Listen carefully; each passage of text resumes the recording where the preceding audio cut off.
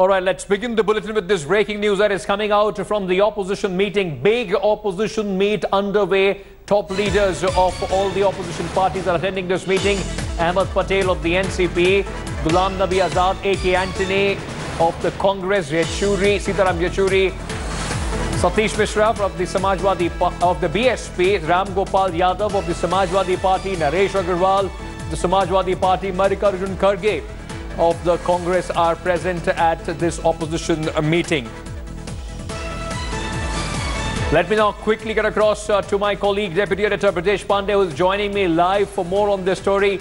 Brajesh, already the opposition is on the wall. Their backs are at the wall. Nitish Kumar has extended support to Ramnath Kovind, and so is the Shiv Sena, where there was some expectation of the opposition. Possibly they will be embarrassing the NDA. Now, till when are we going to see an announcement from this meeting? Well, I think, once the meeting gets over, I think in an hour and a half time, the opposition party will decide on whether who to place as their candidate, as the opposition's candidate against NDA nominee Ramnath Kovind. But Ankit, one thing is for sure, that by appointing Ramnath Kovind or choosing Ramnath Kovind as the NDA presidential appointee, the BJP has literally pushed the opposition to wall. It not only managed to wean away Janata Dal United, but it was also able to, pacify a disgruntled Shiv Sena, whom the opposition parties were pinning hopes on by putting Ramnath Kovind, a Dalit from Uttar Pradesh, as their presidential nominee. So, as far as NDA is concerned, they are in a win-win situation. Numerically, the whole scenario suits them to the T, and it will be extremely interesting as to who the opposition party chooses to be their candidate, so as to see how tough a fight he will be in a position to give to Ramnath Kovind.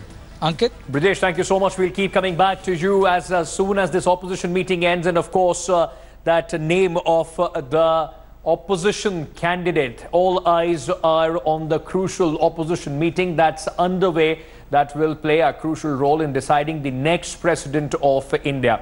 In the run-up to the crucial meeting, the opposition has already suffered a major jolt after JDU decided that it will support NDA's presidential nominee Ramnath Kovind. Soon, the AIADMK also pledged support, taking Kovind's overall support to a thumping 62.44% in favor of Kovind, while UPA still has about 33.56% votes. Around 17 opposition parties are now attempting to hammer out a consensus on whether they will lend support to Kovind or field their own candidate. Sources say Congress is keen on naming Meera Kumar or Prakash Ambedkar to pitch a Dalit versus Dalit fight for the NDA against the NDA candidate. All right, with the NDA's decision to field a Dalit face Ramnath Kovind as presidential candidate, looks like the 17 opposition parties is also looking to throw in a Dalit name, as we were telling you just a while back. Sources say former Lok Sabha Speaker Meera Kumar is one of the front runners in the presidential race. With the numbers stacked heavily in favor of the NDA, sources indicate Meera Kumar was initially hesitant of being projected as the opposition's pick for the president. But India Today has learnt that Sonia Gandhi personally met Meera Kumar and persuaded her. Another Dalit name which is doing the rounds is Prakash Ambedkar. He's the grandson of Dr. Bala Sahab Ambedkar, a former member of parliament. He is emerging as the top pick of the left parties. A formal announcement is likely after the opposition meeting.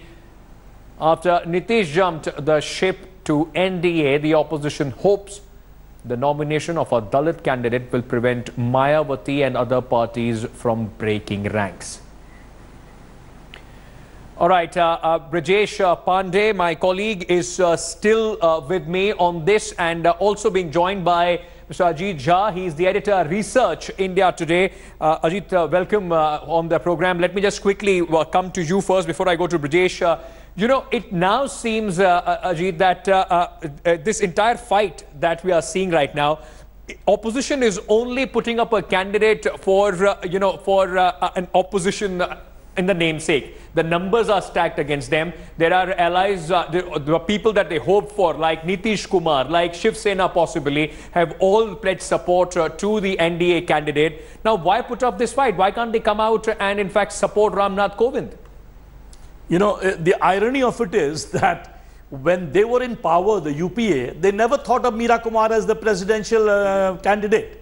So it's only when the NDA ended up putting Ramnath Kovind that suddenly the Congress has perked up and thought of Meera Kumar. Otherwise, Meera Kumar was only supposed to be at the level of Lok Sabha Speaker rather than the President. So that's number one point. Number two, they claim that, well, they want to do an ideological opposition. I mean, that's what apparently Congress party is arguing, that they need an ideological opposition to the BJP. Now, think of the candidate that the BJP has put up. I mean, not only he is Dalit, look at his background, I mean, and look at his, ideology. I mean, he's supposed to be a progressive. He was the Dalit Morcha's president for a number of years, twice Rajya Sabha MP. Yes. And suddenly they think that they are going to ideologically oppose such a person, yes, and they'll be sort of more progressive compared to him. So that is the shocking part of it. I mean, it's just a, it's a whole fight is rather just for the sake of it, rather than a serious fight. Your Dalit versus my Dalit. Yes, your Dalit versus my Dalit symbolic fight possible is all that the opposition is looking at. Brajesh, with this, with the announcement of Ramnath Kovind, the Modi, Amit Shah combined has already, taken the carpet out under the feet of the opposition.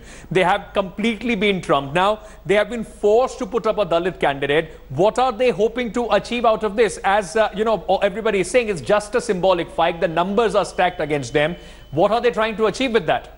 Well, I think, that the biggest thing which they were trying to achieve by appointing a Dalit candidate is to prevent more desertion from the opposition camp. Because already we have heard that, Mayawati as well as Mulayam Singh as well as Akhilesh Yadav, they are on two minds, because they feel that, for them to oppose a Dalit, and that too from Uttar Pradesh, can have serious electoral repercussions. And, the BJP might be able to send a message across against them that, that these are parties just for power, but just for sake of opposing BJP, they want to, go ahead and side with somebody else. And they're opposing a Dalit who is from Uttar Pradesh. So already there are 2-3 parties which are in two minds. And, if the opposition, especially the Congress and left, feel that if they appoint a Dalit candidate, if they have a Dalit nomination which is fighting for the so-called unified opposition, then they will be able to prevent further desertion of their camp. I think this is their biggest objective, because numerically the BJP is already has the winning number, so they are not